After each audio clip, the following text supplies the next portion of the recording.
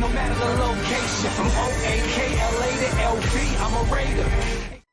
Raider Nation, what's going on? You're watching the Raiders Report, and we have some breaking news on this Friday. The Las Vegas Raiders have gone out and brought back safety Karl Joseph. So Joseph was signed on Friday after meeting with the Raiders yesterday on Thursday. As I am making this video right now, the contract details, they are not out yet. However, the way that I see the Raiders making a lot of their moves this offseason and the way that I anticipate Karl Joseph's team also doing is signing a one-year contract. The former first-round pick, he spent his first four seasons with the Raiders. He was drafted in 2016 in the first round. Never quite panned out to be that first-round pick the Raiders were looking for. I'll say this, out of all the years that I've seen Joseph perform, his 2019 season was by far his best year. And then he decided to test the market. He decided to sign a one-year contract with the Cleveland Browns. It just simply was not a very good fit for him there. He was asked to probably do a lot more than what he was capable of being able to do. The Browns they drafted Grant Delpit. He suffered a serious injury, and now the Browns, one of their biggest needs, and turns even bigger now, is going out and finding a safety. So how exactly is Karl Joseph going to fit in this roster here? I know a lot of people see this sign, and they're probably like, all right, Mitch, the Raiders, they signed their safety.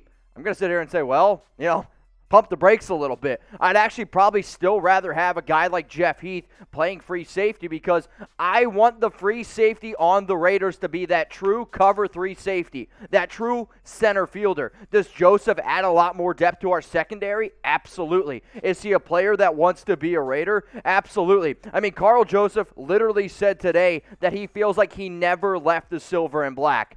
I want more players that want to be able to suit up and go out there and give it their all every single Sunday, Thursday, Saturday, 365 days out of the year. So with Abram, I'll tell you this, I have been saying it for weeks, I've been saying it for months. Look for Gus Bradley to use Johnathan Abram more as a Jamal Adams type of role, more of a Derwin James perhaps, where he's going to be able to come up to the line a little bit, and then Karl Joseph can also play some strong safety. So let's hear it here. What is your one-word reaction to the Raiders signing Karl Joseph? We are an interactive channel, and I want you guys to go down in the comments and let me know, what is your one-word reaction to the Raiders signing Karl Joseph?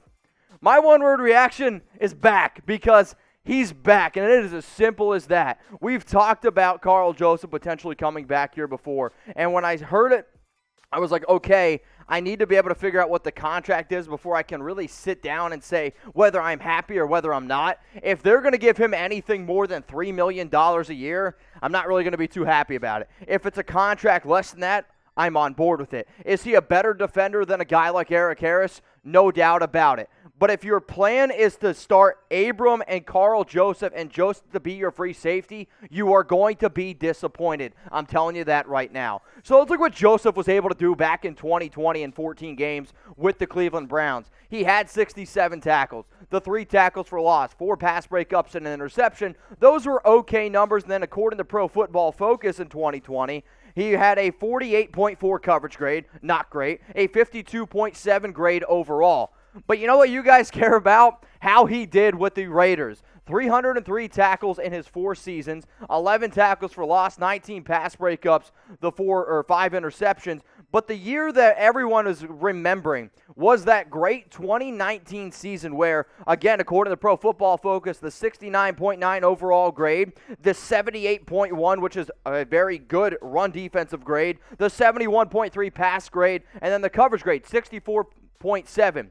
You're signing Karl Joseph to be an extra body with guys like Johnathan Abram, who we know he's always got that hit stick on. He's not afraid to lay it. There's no doubt about that. You're adding more depth here. This is not feeling your free safety mold, but it is a good leader. It's somebody that wants to play for us, and I think at this point, we want guys that want to be able to strap it up every single week and go lay it out there. So let's go back to school here. And I know I'm doing it to you. Some of you are like, Mitch, dude, it's Friday. I want to go enjoy. today's my day off. And I came back in because as soon as I saw the Karl Joseph news, I was like, where are my clothes? I'm wearing my clothes that I wore yesterday because it was the closest thing to my door. But give me your grades right now. I want you to grade the Karl Joseph signing. A, it's the best move that we've made all free agency. B, it's good. C, it's average. D, it's bad. F, it's a fail. As I see this right now, I am going to give this a B- grade. As I mentioned before with the contract details, if it's over that, the grade goes down. If it's like a one-year prove-it deal, the grade goes up. This is exactly why you subscribe to the Las Vegas Raiders Report. When the Raiders make a move, we break it down for you. Do you guys want more Raiders analysis? I got you covered. You want daily videos every single day? Sometimes when you're really, really lucky, you get 2 videos. I just released a video about 90 minutes ago, maybe 2 hours at this point. But guess what? Anytime big-time news happens and I'm sitting there thinking, would Raider Nation want to know about this? And I'm like, yeah, I think they would. We come in, we break it down. So subscribe. Let's get to 77,000 subscribers. Turn on those notifications. That way you're not that random guy sitting at a bar on Saturday who had way too many drinks and you're like, I wonder if the Raiders are going to sign Karl Joseph. Don't be that guy. Hit that big red button and subscribe. All right, we're breaking down the move here where the Raiders brought back Karl Joseph. Again, the contract details as I am looking at my computer right now. We have not got anything yet, but I anticipate a 1-year deal. So with this move, what are the updated Raiders draft needs? I am still going to say that the Raiders need to go out and get a free safety. Offensive tackle is still probably the number one need.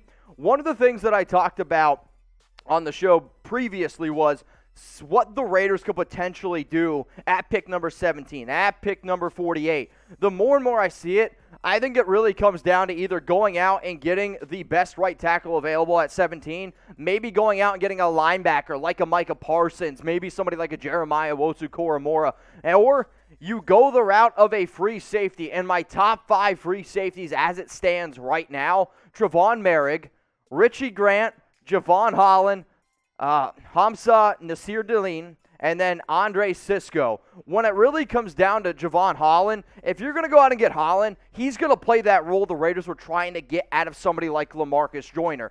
Now, I would still rather go out and get a guy like Brian Poole. I'd still rather go out and maybe address it in some other ways. But Javon Holland, I still don't even think he would play that true free safety role. Hamza, he's a pretty solid player, but he's not really somebody that I'd rather draft at 48. Maybe if he's there at 70, that's something I'm a little bit more interested in. Andre Sisco is a player that I'd be interested in at 79 or 80. He's a good center fielder, but he is, again, a very up-and-down prospect. So with them going out and signing Karl Joseph, it adds extra depth to Johnathan Abram, but I'm still saying this. If your day one plan is to have Jeff Heath, Johnathan Abram, and Karl Joseph as your only starting safeties on this team, we're going to be disappointed again. So you better go out and get Trevon Moehrig, safety from TCU, who can be that true center fielder. And anybody out there is like, oh, Mitch, we don't want a rookie starting. Go tell the Tampa Bay Buccaneers that, where they started Antoine Winfield Jr. and they started Tristan Wirfs at tackle. If you draft the right players in the first and second round, they can contribute. If you draft the right players to fit your scheme, they can go ahead and do it. So, something to keep in mind. He would be a great fit in that cover 3. And Moehrig, if you're going to go and get him,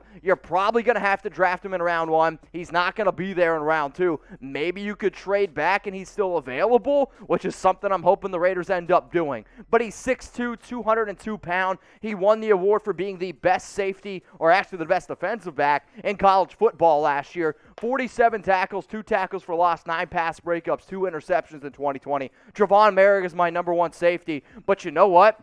Richie Grant, he's sitting there knocking on the door. He's like, don't forget about me. Don't worry, Richie. I ain't forgetting about you. He is my second best free safety in the 2021 draft. 17 forced turnovers in the 3 seasons, the 10 interceptions, the 7 forced fumbles. Something that the Raiders want to be able to do is obviously not just create pressure on the outside with Yannick Ngakoue, Max Crosby, Cleveland Ferrell. When you do create pressure, you need to be able to convert that into some turnovers, something that the Raiders have really, really struggled. And I know a lot of us go back to think of that Chargers game where Karl Joseph unfortunately got hurt in 2019, where he was able to pick off Phillip Rivers and they won the game. I remember absolutely freaking out at my television and screaming.